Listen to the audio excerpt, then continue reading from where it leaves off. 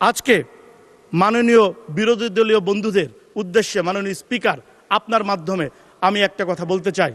জুলাই যুদ্ধ নিয়ে অনেক কথা হচ্ছে। জুলাই যুদ্ধ, জুলাই যোদ্ধা, আমি নিজেও একজন জুলাই যোদ্ধা। এই জুলাইয়ের আন্দোলনে সক্রিয়ভাবে রাজপথে ছিলাম।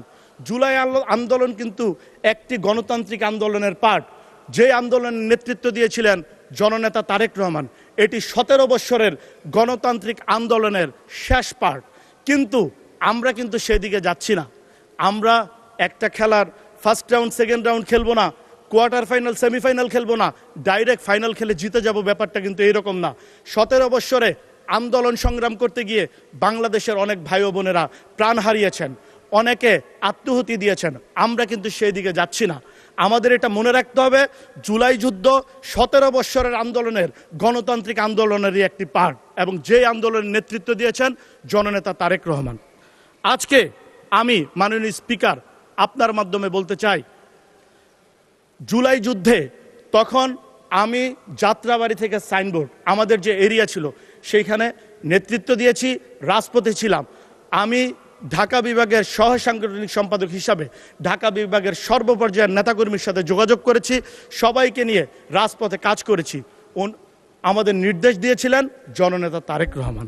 কিন্তু সেই দিকে কিন্তু আমরা যাচ্ছি না। আমার মনে আছে কারফিউ দিয়েছে, কারফিউ যখন দিয়ে দিল তখন কিন্তু আজকে আমাদের সংসদে অনেকে আছেন, আমার অনেক বন্ধুরা, তারা কিন্তু তখন সরকারের সাথে কি আলোচনা করছেন আমি সেদিকে যেতে চাই না। কিন্তু জননেতা তারেক রহমান আমাকে একদিন ফোন করলো, তখন আপনার হোয়াটসঅ্যাপ বা কোনো অনলাইন প্ল্যাটফর্মগুলো কাজ করছে না, ডাইরেক্ট ফোনে কথা বললো এবং বলল, আজাদ তুমি সিনিয়র থেকে জুনিয়র পর্যন্ত সকল নেতৃবৃন্দকে একটা মেসেজ পৌঁছাও আমার পক্ষ থেকে। সেটা হলো কারফিউ ব্রেক করে সবাই যদি রাজপথে থেকে আন্দোলন করতে না পারে, অংশগ্রহণ করতে না পারে, তাহলে স্বেচ্ছায় দল থেকে পদত্যাগপত্র দিয়ে চলে যেতে বলো। আমি অনেক সিনিয়র নেতৃবৃন্দ থেকে জুনিয়র পর্যন্ত সেই মেসেজটি পৌঁছিয়েছি। এখানে অনেক বন্ধুরাই আছেন এবং আমাদের সিনিয়র থেকে জুনিয়র নেতৃবৃন্দ অনেকেই তখন রাজপথে ছিল এবং কারফিউ ব্রেক করে সেই আন্দোলনে অংশগ্রহণ করেছে।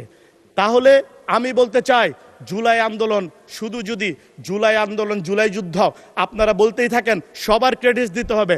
সেই আন্দোলন সংগ্রামে আন্দোলনের প্রধান যে বাতিঘর জননেতা তারেক রহমান, তার কথাই আপনারা স্বীকার করবেন না, আপনারা ভুলে যাবেন। তাহলে জুলাই যোদ্ধাদের কি মূল্যবোধ থাকে?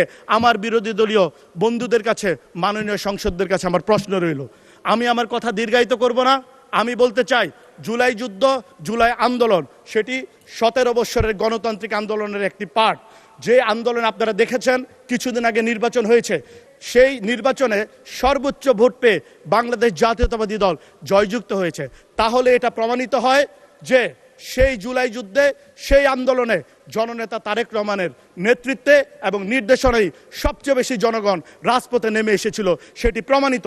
তাই আমি বলতে চাই, মাননীয় বন্ধুদের প্রতি দৃষ্টি আকর্ষণ করে বলতে চাই, আপনারা সঠিক ব্যক্তিদের সঠিক মূল্যায়নের কথা তুলে ধরেন, তাহলে সেটা সবার ভালো লাগবে, জনগণও সেটা ভালোভাবে নিবে এবং সেটা সুন্দরভাবে আমরা একসাথে মিলেমিশে কাজ করে সামনে আগাতে পারবো, সেটা দেখতেও ভালো লাগবে। আমি আমার কথা দীর্ঘায়িত করব না।